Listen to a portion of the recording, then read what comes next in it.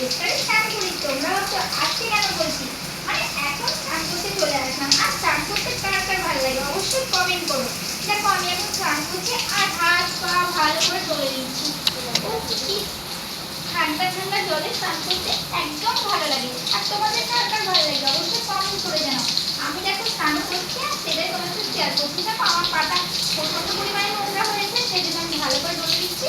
আর দিয়ে দেবো একটু সাবান, আগে ধরে দিই ভালো করে। আমি সুন্দর করে পাগুলো ধরে দিচ্ছি। তারপর দেখো আমি ভালো করে সাবান মেখে নিচ্ছি আর সুন্দর করে সাবান মেখে নিচ্ছি। আর সাবান মাখলে জানো তো একদম পাটা চকচক করে।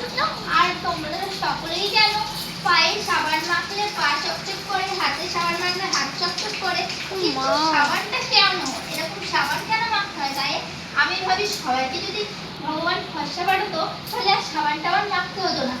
ইস, আমি কেন এত ভালো হলাম এটাই ভাবি। একটু ফর্সা হলে মনে হয় আর মনেই হতো না। দেখো আমি কিন্তু সুন্দর করে এখন সাবান মেখে নিচ্ছি আর তোমার সাথে সেটাই শেয়ার করছি। দেখো আমি সুন্দর করে সাবান মাখছি আর পা হাত পা কিন্তু ভালো করে ডলে ডলে সাবান মাখছি। চলো আমি ভিডিওটা এখানেই শেষ করছি। পরবর্তী ভিডিও নিয়ে আবার আসছি। ততক্ষণের জন্য তোমরা ভালো থেকো আর সুস্থ থেকো। Bye bye, love you.